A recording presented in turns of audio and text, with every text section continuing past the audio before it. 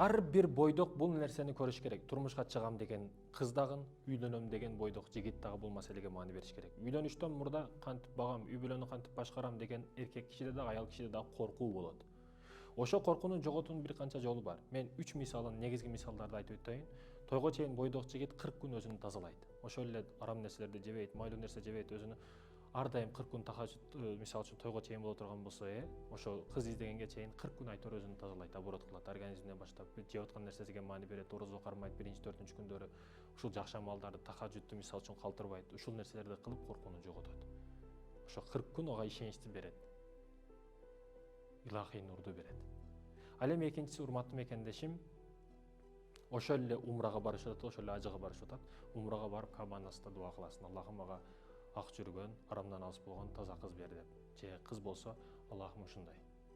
Дуа кылат. Мисалы атасы менен барат, эркек киши менен барат, албетте махрамы менен барат умрага. Эми үчүнчү маселе, урматтуу мекендешим, негизги маселени айткым келип атат, бул максат маселеси. Муаммар Каддафинин доорунда бир кино тартылат. Бул пайгамбарыбыз тууралуу кино. Анын режиссеру Мустафа Аккат, адашпасам, Мустафа Аккат. Бул, урматтуу мекендештерим, бир эле максаты болгон, мечтасы болгон. Бул окубаган жери калбады окшойт. Англияда дагы режиссерлукка башкага окуган, өтө күчтүү адам болгон, бул режиссер болгон, кинолорду тарткан. Өтө эле кыйын адам болгон, мындайча айтканда. Мисалы, Египетте миңдеген студенттер окуп атат. Бир результат иман үчүн, ислам үчүн кызмат кылып аткан жери жок. Бирок ошол эле учурда ушу Бишкекте окуп, Чалапчак окуса дагы интернет жаатынан көптөгөн адамдардын иманга келишине, ошол кино, ошол эле тасма, ошол эле блог, ошол эле видео, ошол эле кызмат кылып айтор миңдеген адамдардын исламга, динге, иманга келишине себепчи болуп аткан адамдар, жаштар бар. Египетте 7 жыл окуган адам бар. Иорданияда, башка жерде де 10 жыл, 20 жыл окуп койгондар бар. Бирок жеткирүү маселесинде бир нерсени билиш башка, аны жеткирүү башка деген маселе бар, урматтуу мекендештерим. Айтайын деген, Мустафа Аккатта бир максаты бар.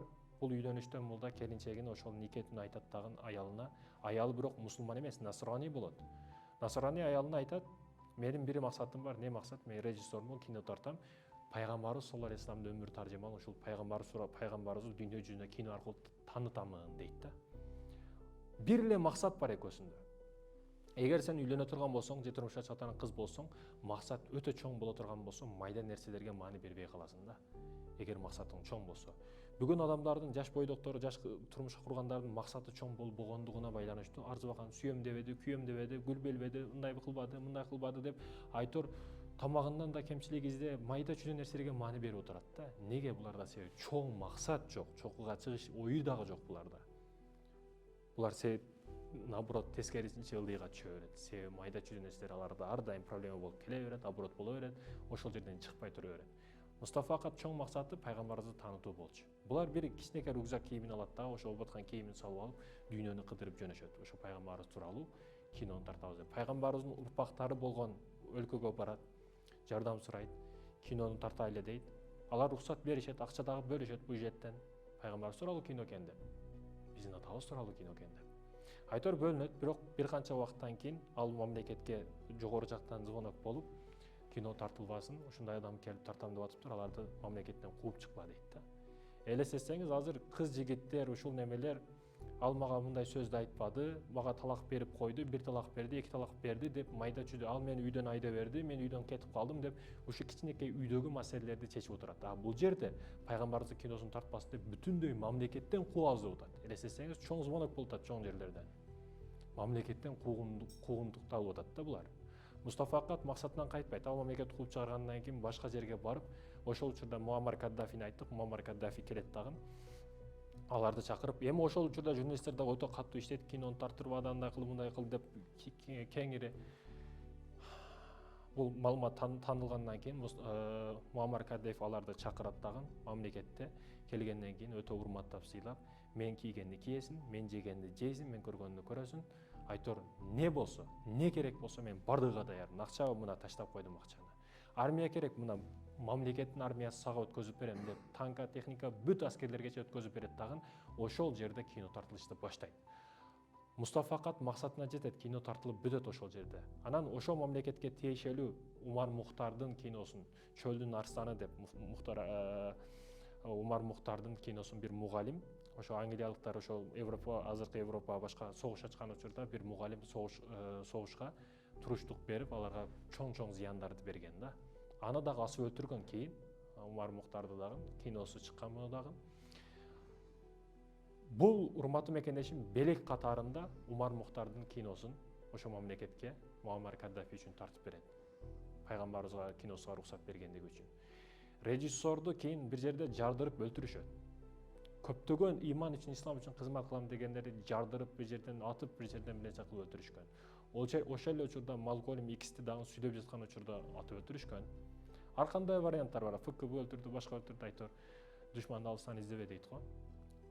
Кайсы бир жерде кыйын адамды көргүң келсе, ал жерде дин душмандары кимисине зыян берип аткан болсо көбүрөөк, ал адам демек кыйын адам дейт да. Айтайын дегеним, бул жаш жубайлар бир кичинекей сумкасы менен дүйнөнү кыдырып, пайгамбарыбыздын киносун тартып, бүткүл дүйнөгө кинону жеткизип койду да. Кино аркылуу көптөгөн адамдар иманга келди, аракты таштады, жакшы жолго кирди деген маселе бар. Тасма жааты өтө чоң маселени ойнойт, урматтуу мекендештер. Ушул телефон, телевизор деген жааты өтө көп маселени чечип коет, урматтуу мекендештер. Көп тарыхты ачып коет. Ошон үчүн көп жерлерде көп журналисттер өлтүрүлөт. Кыйын маселе бир нерсени ачып чыгыш, бир нерсени чукулап чыгыш.